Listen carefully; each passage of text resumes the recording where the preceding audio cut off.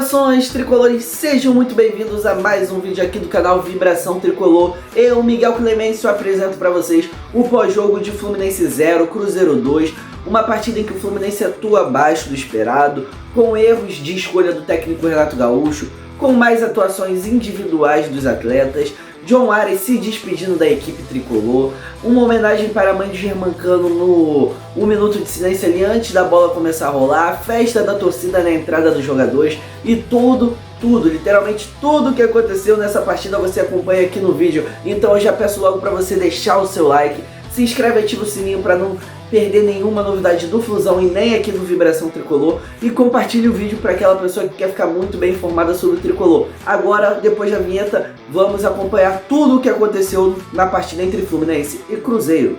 Fluminense não é brincadeira, sacode a poeira e mais o povo dele. Vou começar falando do jogo, a gente deixa para o final a parte sobre os acontecimentos externos da partida. O Fluminense começa jogando muito mal, muito abaixo do ritmo, muito desconcentrado, por falas que o próprio Renato Gaúcho disse na coletiva, né? O time entra numa rotação abaixo, um jogo contra um dos líderes da tabela, que é o Cruzeiro, que vem sendo um dos times de destaque do futebol brasileiro nessa temporada de 2025, e nisso passou um sufoco, porque enquanto o Fluminense tentava atacar um meio de campo, alguns jogadores da zaga, até mesmo do ataque meio desatentos, o Cruzeiro entrou ligadaço, aproveitou muito o contra-ataque, porque o Cruzeiro é um time, né, uma equipe que aproveita muito os contra-ataques, é um time que não joga com a bola, uma equipe que prefere dar a bola para o adversário e jogar no contra-ataque. Então o Cruzeiro se aproveitou disso, do Fluminense desatento no momento de ataque, para contra-atacar a equipe, e uma defesa muito bem postada, porque além de ser um time que é muito reativo, é também uma equipe com uma defesa excepcional, porque não adianta nada você ser um bom time saindo no contra-ataque, mas na hora que o adversário chega lá e toma gol, toma a bola na trave, como aconteceu, mas daqui a pouco a gente chega lá. Então o Fluminense entrou um pouco abaixo, o Cruzeiro entrou ligadaço. Em algumas oportunidades, logo no começo do jogo, o Fluminense estava entregando, e em uma bola parada, após todos os erros táticos, teve mais um. Na bola parada, em um escanteio, o Fabrício Bruno subiu no segundo andar sozinho e deu uma cabeçada sem chance nenhuma para o Fábio, que tinha feito, né, uma defesa excepcional, uma das grandes defesas que o Fábio faz nessa longa passagem, né, já podemos dizer assim, pelo Fluminense, uma defesaça do goleiro no chute do Matheus Pereira. O Fluminense vai lá e toma um gol no escanteio, deixando o Fabrício Bruno sozinho e apresentando mais uma vez esse erro de bola parada, né, de marcação em bolas paradas, porque aconteceu no Mundial de Clubes com o Koulibaly no jogo contra o Al Hilal, são os lances mais marcantes. Ele subiu sozinho, o Fábio fez uma das grandes defesas da Copa do Mundo de Clube. E também no momento posterior, que foi quando saiu o gol do Al Hilal, o Koulibaly cabeceia sozinho, o Marcos Leonardo domina sozinho também dentro da pequena área e chuta pro gol sem chance nenhuma pro Fábio de novo. Então é um erro que precisa ser consertado pelo Renato, porque por mais que ele fale que treine, que faça ajustes, né, ao longo do tempo pelo Fluminense, a bola parada tem sendo um momento que o Fluminense vem pecando muito na marcação. E logo após o Fluminense foi tentar atacar, foi mais uma vez desligado para o ataque, o Cruzeiro aproveitou mais uma vez e fez um gol em mais um erro do zagueiro Freitas, porque nessa marcação por bola, né, porque nem marcação por zona, é marcação por bola, porque tava todo mundo da defesa do Fluminense na pequena área, sem nenhum jogador do Cruzeiro ali no meio, a bola veio, o Fabrício Bruno cabeceou sozinho, passou. De novo, o Fluminense toma um contra-ataque, o Freitas sai da posição dele, vai para do Thiago Silva, no momento que o Thiago Silva tenta ajeitar, correndo para trás, a bola chega no pé do jogador do Cruzeiro, eu acho que foi o Caio Jorge, que manda pro gol, também sem chance nenhuma pro Fábio. Dois erros grotescos que causaram gols do Cruzeiro, né, fora os lances, os erros, né, que o Cruzeiro não aproveitou a oportunidade e não fez o gol. Então, foi um ataque bom do Cruzeiro, uma defesa ruim no Fluminense, que levou o Tricolor a tomar 2 gols no primeiro tempo e fazer uma atuação pífia na primeira etapa do jogo. Falando um pouco da escalação, antes de ir para o segundo tempo, temos que falar que o Renato Gaúcho mudou o esquema e botou o Fuentes no lugar do René e o Soteldo no lugar do Canóbio ali, né, que é o titular dessa formação 4-3-3 do Fluminense.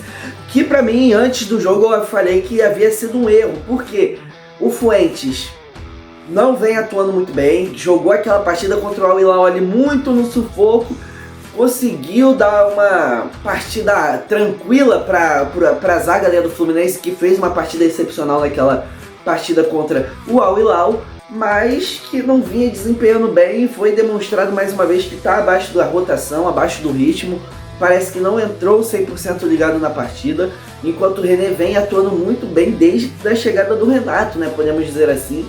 E o atacante, o Renato botou o Soteldo, que na minha opinião não tem ritmo de jogo. Eu contestei muito essa contratação do Renato, quer dizer, do Renato não, do Fluminense, a pedido do Renato, que eu acho o Soteldo um jogador que tem lampejos de futebol, que às vezes joga bem, faz algumas jogadas individuais boas, mas que em seu grande conjunto é um jogador fraco, porque é um jogador com um porte físico abaixo do normal, né, para um jogador de futebol. Ele é menor que minha mãe é baixinha, então é um jogador que não tem um físico daqueles e que vive de momentos de lampejos, como eu já falei, e para mim foi constatado nesse jogo, né.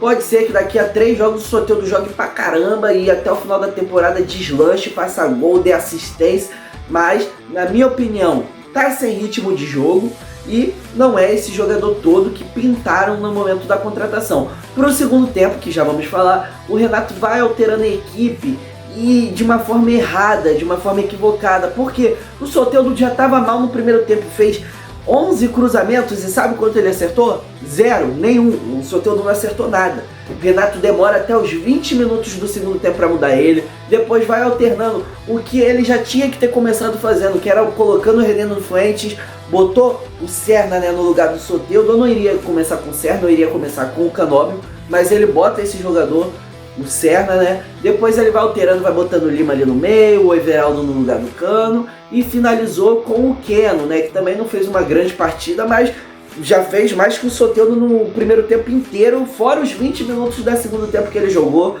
Então agora vamos falar mais detalhadamente do segundo tempo.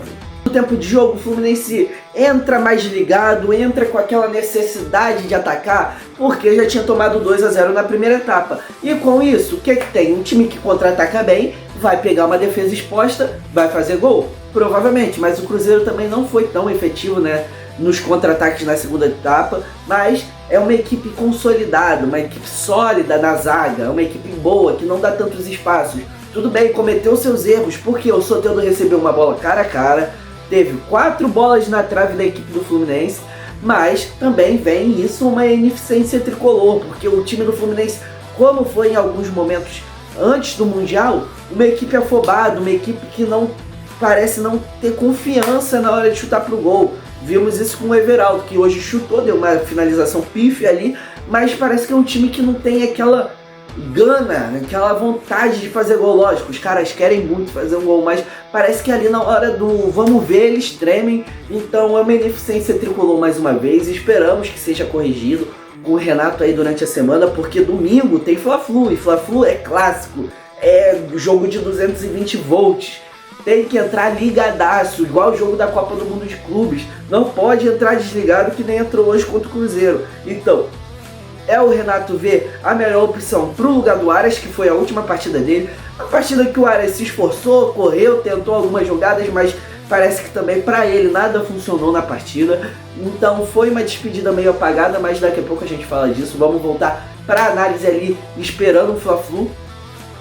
O tricolor, o Renato vai ter que achar uma saída para o lugar do Arias, vai ter que botar ali um outro ponto, que eu espero que ele não comece com o Soteldo, e que o René vá treinando bem ali durante a semana e que o Renato veja que ele é o titular da posição. Fora isso, a equipe é essa mesmo. Eu talvez colocaria o Ignacio no lugar do Freitas, por uma atuação ruim do Freitas hoje, mas o Freitas vem atuando bastante tempo bem, então não sei se o Renato faria essa alteração, né? Talvez pensando mais em algum detalhe de atacante, de algum jogador do Flamengo, ele mude a opção ali do Freitas pelo Ignacio, mas eu acho que não vai acontecer. Agora vamos falar de tabela. O Fluminense continua na 7ª colocação, porque perdeu para o Cruzeiro, não desceu ali, né? além do que já tinha descido nesse retorno enquanto estava lá no Mundial, que ocorreu 2 rodadas de Brasileirão. O Fluminense rodou um pouco para baixo da tabela, mas não está tão distante assim dos times à sua frente. Está a 3 pontos do 5º colocado, que é o Palmeiras, e o Fluminense tem 2 partidas a menos contra o Mirassol, fora de casa, que aí é uma pedreira, e contra o Ceará, que também não vem mal na temporada, mas é dentro do Maracanã, com o apoio da torcida, é mais provável do Fluminense conseguir um bom resultado. Então, a briga do Fluminense, gente, eu informo pra vocês, eu fico chateado com uma coisa dessas, mas não é por título. O Fluminense ganha 3 jogos seguidos, jogando bem, dá esperança, mas aí pega o Vitória no Maracanã, empata. O Fluminense joga bem, dá esperança, perde pro Cruzeiro no Maracanã. O Fluminense joga bem, tem um jogo difícil, fora de casa, contra uma equipe como é o Atlético Mineiro, perde dando mole. Então, dá pra ver que esse time não vai ser campeão brasileiro. Porque você sente um time que vai ser campeão, que nem foi o time de 2012, os times brasileiros aí que foram campeões nos últimos anos do Brasileirão, que eles vão fora de casa, contra um time forte, e ganham. Eles vêm dentro de casa e não perdem para time pequeno, não perdem ponto para time pequeno. Lógico, acontece. Nenhum time foi campeão ganhando as 38 rodadas. Mas o Fluminense tem esse problema sempre.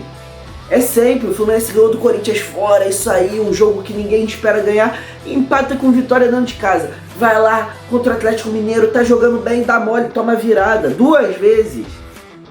O Fluminense vai lá, tá jogando bem, perde pro Cruzeiro dentro de casa. Jogando bem não, né? Jogou bem só no segundo tempo e olhe lá. Mas enfim, são resultados que acontecem com certa frequência que não permitem que o Fluminense seja, né, um campeão brasileiro, né? A tabela tá aí, né? O Fluminense tá em 7º lugar, seguido dos 6 times superiores, né? Que é o Cruzeiro, que tá em primeiro, assumiu a liderança. O Flamengo tá em 2º, o Palmeiras está ali em 5º, né? O Botafogo tá em 6º. Mas esses 4 times têm jogos a menos. Alguns desses outros times que estão jogando os playoffs da Sul-Americana também têm jogos a menos. Então é aguardar, é esperar que o Fluminense seja mais sólido aí no Brasileirão e que faça boas campanhas nas Copas em busca de títulos. Agora, antes de falar dos detalhes finais, tem um recadinho pra vocês. Galera, eu peço pra você deixar o like, se inscreve e ativa o sininho pra não perder nenhuma novidade do Flusão. Pô, o canal aqui tá voltando, Vibração Tricolor, um canal que eu tô me dedicando. Desde que eu comecei o canal no final do ano passado, eu venho me dedicando. Teve um hiato aí por um tempo, porque minha rotina tá muito pesada, eu não consegui colocar o canal no meio dessa rotina, mas agora eu tô voltando, se Deus quiser, é pra ficar. E compartilhe o vídeo aí pra aquela pessoa que você sabe que quer ficar bem informada sobre o Fluminense, seu pai, sua mãe, seu primo, sua irmã, sei lá, aquela pessoa que você sabe que é apaixonada pelo Tricolor. Você manda o vídeo pra ela, que ela vai ficar muito bem informada. Não esquece de ativar o sininho pra você não perder nenhuma novidade do Flusão, e deixa o like pro vídeo chegar em mais tricolores e mais pessoas, e mais tricolores e pessoas ficarem bem informadas sobre o Fluminense. Das considerações finais, temos que falar também da reverberação ali da coletiva do Renato, né, que ele falou muito fortemente sobre o problema de empresários no futebol brasileiro, porque o empresário do Serna estava oferecendo ele, que não sei o que estava falando que estava insatisfeito com a minutagem dele no Fluminense, papapá. E na hora que o Mário e o Renato foram confrontar ele, né, o Paulo Angione, diretor de futebol, ele falou que não deu nenhuma declaração, que é fake news, que é blá blá blá. O Renato falou que sabe como é que empresário funciona, que os empresários acham que sempre tem um mestre. E o Renato falou, se continuar o desrespeito falando o que quer, vai ter que ouvir o que não quer, porque o Fluminense tem comando e eu que mando no time como comissão técnica, e também tem um presidente e o diretor de futebol. Se continuar falando o que quer, vai ouvir o que não quer. Foi esse o recado do técnico Renato Gaúcho, né, para o empresário do Kevin Serna e a todos os empresários no geral, como ele falou na coletiva. Também teve ele falando sobre as opções táticas que ele escolheu, né, do Soteldo, do Fuentes. Ele fala que quem sabe é ele, porque ele que acompanha o time durante a semana, mas que realmente o Fluminense entrou numa rotação abaixa e que alguns jogadores desempenharam abaixo da rotação. Eu gosto do Renato porque, por mais que ele seja muito marrento e fechadão, papapá, ele fala o que ele acha mesmo, não tem essa, ele é sincero. Se tiver que falar de jogador ele fala, se não tiver que falar ele fala, se tiver que defender ele defende, se tiver que criticar ele critica. Então é sempre aquela coletiva do Renato que a gente sabe que vai render alguma coisa. Dos detalhes finais, daqui a pouco, no final do vídeo, eu vou botar uns vídeos de cada momento que eu vou falar aqui agora. Primeiro falar, né, da entrada dos jogadores em campo, uma festa linda da torcida do Fluminense no Maracanã.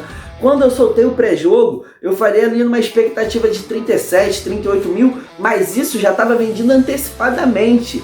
E foi um público superior a 40 mil pessoas, me surpreendeu. Leste superior, inferior, setor sul e oeste esgotados. Só sobrou o setor norte ali inferior, né? Que pra mim foi um ótimo público da torcida do Fluminense. Eu não esperava uma casa tão cheia como foi hoje contra o Cruzeiro. Talvez ali na volta do Mundial eu esperasse, mas vendo ali a venda, né, de ingressos até ontem mesmo, eu tava meio cabisbaixo, com uma expectativa de público um pouco menor, mas a torcida me surpreendeu e fez uma festa incrível com aquela fumaçada, balão, os bandeirões, né? A Yang deve voltar de fato, né, as arquibancadas com suas baterias, com bandeirões a partir de domingo, e a Brava 52 dá aquelas festinhas lá deles, a Fiel, a Força, que por mais que esteja afastada também dá aquela moral. Então foi uma festa bonita da torcida do Fluminense. Daqui a pouco eu boto o vídeo. Um momento de 1 minuto de silêncio para a mãe de Germancano, né, dando aquela força para o jogador. Me lembrou um pouco o momento do 1 minuto de silêncio do filho do Abel Braga em 2017, né, no jogo contra o Atlético Goianiense. Então dá pra ver que a torcida tá muito fechada com o nosso centroavante. Por mais que ele não venha atuando bem, por mais que ele não venha se destacando da temporada, ele vai sempre ter o apoio incondicional dos torcedores do Fluminense. E deu pra ver 1 minuto de silêncio, um momento muito emocionante. Agora também tem que falar, né, de emoção, tem que falar da despedida do John Arias, que é um jogador muito importante, é ídolo, é o motorzinho do time, é a coluna vertebral do time desde 2022. Eu digo que ele joga muito bem desde 2022, mas do ano passado para cá ele se tornou a peça-chave do Fluminense e foi a última partida dele. O Fluminense não ganhou, muito triste, né, pela história do John Arias no tricolor, mas é aquilo, né? A carreira dele no Fluminense, a passagem dele pelo tricolor não vai ficar ofuscada por essa derrota. A despedida dele foi muito bonita, bateu o Maracanã todo festejando, homenageando ele. Um momento de xingamentos, né, ao nosso presidente, né, ao presidente do clube, porque por essa venda, né, um valor é um pouco abaixo, mas a gente sabe como é que funciona. O jogador do perfil do John Arias, né, um pouco mais velho, a Europa não valoriza tanto, mas era o sonho dele jogar uma Premier League, jogar uma liga de prateleira alta da Europa. Então, boa sorte lá, John Arias, muito obrigado por tudo que fez aqui no Fluminense, igual você, é muito grato ao tricolor, nós somos muito gratos a você também. Então é isso, muito boa sorte lá na Inglaterra e faz o L aí!